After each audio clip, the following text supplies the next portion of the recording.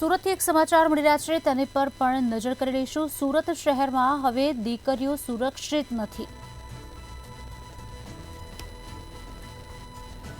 મનોવિકૃત યુવકે પોલીસને જાણે ખુલ્લો પડકાર ફેંક્યો હોય તેવા દ્રશ્યો સર્જાયા છે। એક નહીં પણ ત્રણ દીકરીઓની જાહેરમાં છેડતી કરવામાં આવી છે। ઉધનાના આંજણા સ્થિત અમન સોસાયટીની આ ઘટના છે, જ્યાં મોપેડ પર બેસેલી દીકરીની મનોવિકૃત યુવકે છેડતી કરી હોવાની ઘટના સર્જાઈ। રસ્તે ચાલતી જતી અન્ય 2 દીકરીઓની પણ છેડતી કરવામાં આવી। મનોવિકૃત યુવકની શર્મસાર હરકતો સીસીટીવી કેમેરામાં કેદ થઈ હતી અને સોશિયલ મીડિયામાં વિડીયો પણ વાયરલ થયો હતો। ઉધનાના આંજણા સ્થિત અમન સોસાયટીની આ ઘટના છે। આજ અંગે વિગત આપશે અમારા સંવાદદાતા રાબિયા સાલે અમારી સાથે લાઈવ જોડે ચૂક્યા છે। રાબિયા, સુરતમાં હવે દીકરીઓ સુરક્ષિત નથી તેવા શબ્દનો ઉપયોગ થઈ રહ્યો છે, કારણ કે એક બાદ એક ઘટનાઓ બની રહી છે। એક નહીં પણ ત્રણ વખત આ ઘટના બનવા પામી છે। હવે રોડ રસ્તા પર નીકળવું દીકરીઓ માટે મુશ્કેલ બની ગયું હોય તેવું પણ લાગી રહ્યું છે। શું છે સમગ્ર ઘટના? સુરતનો એક વિડીયો સોશિયલ મીડિયાની અંદર વાયરલ થયો છે। અમન સોસાયટીનો આ વિડીયો હોવાનું સામે આવી રહ્યું છે, જ્યાં એક નહીં, 2 નહીં, પરંતુ ત્રણ જે દીકરીઓ છે એની છેડતી કર્યા હોવાની જે ઘટના છે એ સામે આવી રહી છે। વિડીયો સોશિયલ મીડિયામાં વાયરલ થયા બાદ પોલીસ સુધી પહોંચી છે અને પોલીસ દ્વારા પણ જે છે એની તપાસ કરવામાં આવી રહી છે। આંજણા સ્થિત આવેલી જે અમન સોસાયટી છે, આ તો માત્ર એક જ સોસાયટી જે છે અત્યારે સામે આવી રહી છે। આ સોસાયટીની અંદર જે છે ખાસ કરીને જે તમામ લોકો હોય છે એની અંદર જે દીકરીઓ હોય છે, આ દીકરીઓને ક્યાંક ચિંતાનો માહોલ જે છે ઉભો થઈ રહ્યો છે અને દીકરીઓ જ્યારે રસ્તા પર ઉભેલી હોય ત્યારે કોઈક વિકૃત માણસ આવીને ત્યાં તેની છેડતી કરી જતી હોય છે અને ત્યારબાદ જે છે આ ઘટના સમગ્ર લોકોને ખબર પડતી હોય છે ત્યારે પોલીસે જાણ કરી છે। પરંતુ આ તો માત્ર 3 દીકરીઓ સામે આવી છે। આડે દિવસે મોડી રાત સુધી દીકરીઓ ફરી શકે, પોલીસ તેની સુરક્ષામાં છે, આવી તમામ મોટી વાતો જે છે એ કરવામાં આવતી હોય છે।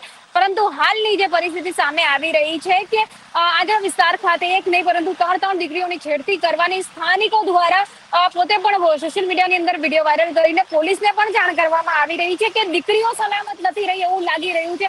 કારણ કે એક વિસ્તારની અંદર જ્યારે આ દીકરીઓ ઉભેલી એક સોસાયટી કહી શકાય છે ને, આ સોસાયટીની અંદર કઈ રીતે તે વિકૃત માનસિક વ્યક્તિ જે છે પ્રવેશ કરી ગયો અને પ્રવેશ કર્યા બાદ તેણે સીસીટીવીમાં સ્પષ્ટ દેખાય છે કે તેની કઈ રીતે છેડતી કરી રહ્યો છે અને જે આસપાસના જે રહીશો છે તેમના જે દીકરીઓ છે એની પણ હવે ભયનો માહોલ છવાયો છે કે દીકરીઓને બહાર મોકલવા પહેલા, બહાર રાતે કાઢવા પહેલા પણ વાલીઓ હવે વિચારી રહ્યા છે। આ સમગ્ર મામલો પોલીસ સુધી પહોંચે છે, પરંતુ અત્યારે પોલીસ દ્વારા જે છે સીસીટીવીના આધારે આ વિકૃત જે માણસ છે એની શોધખોળ હાથ ધરવામાં આવી રહી છે। હાલ ખાલી એટલું જ કહી શકાય કે ત્યાં રહેતી જેટલી દીકરીઓ છે એ વિસ્તારની તમામની અંદર અત્યારે ગભરાટ અને ભયનો માહોલ ચોક્કસથી છે, કારણ કે આ વિકૃત વ્યક્તિ દ્વારા જે હરકત કરવામાં આવી રહી છે, દીકરીઓની છેડતી કરવામાં આવી રહી છે, એને લઈને ક્યાંક ને ક્યાંક જે છે વાલીઓ પણ અત્યારે ગભરાયેલા છે અને પોલીસ એ વ્યક્તિની શોધખોળ કરી રહી છે। પણ સ્પષ્ટ છે કે કોઈ પણ તહેવાર હોય ત્યારે સ્પષ્ટ કહેવામાં આવે છે કે પોલીસ જે છે, સી ટીમ હોય કે પછી પોલીસના જે મેન ટીમ હોય, આ તમામ સુરક્ષા વ્યવસ્થાને લઈને કડક ઉભેલા હોય છે।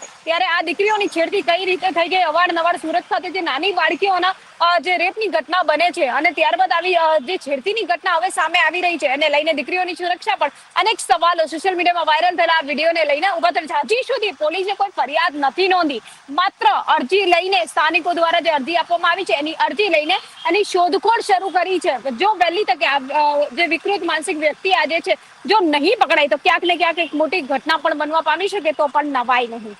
જી રાબિયા, આભાર સમગ્ર માહિતી આપવા બદલ। તો સોશિયલ મીડિયામાં વિડીયો વાયરલ થયો છે અને વિડીયોના આધારે જે પોલીસે આ જે વિકૃત વ્યક્તિ છે તેની શોધખોળ શરૂ કરી છે।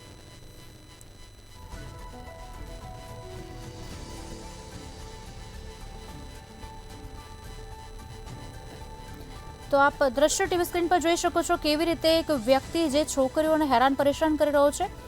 વિકૃત વ્યક્તિ રોડ ઉપર ચાલતી દીકરીઓને હેરાન કરી રહ્યો છે। જો કે હવે પોલીસ દ્વારા આકરા પગલાં લેવામાં આવશે તેવું પણ કહેવામાં આવી રહ્યું છે। જે રીતે વિડીયો વાયરલ થયો છે, વિડીયો પ્રમાણે જ વ્યક્તિની શોધખોળ શરૂ કરવામાં આવી છે અને તેને પકડીને એક્શન લેવાની કાર્યવાહી શરૂ કરાઈ છે। પણ જો આ વ્યક્તિ વહેલી તકે ન ઝડપાયો તો કોઈ પણ ખરાબ ઘટનાને અંજામ આપી શકે છે અને કંઈ પણ થઈ શકે છે। વહેલી તકે આ જે વિકૃત માનસિકતા ધરાવતો વ્યક્તિ છે તેનું પકડાવવું હવે જરૂરી બની ગયું છે।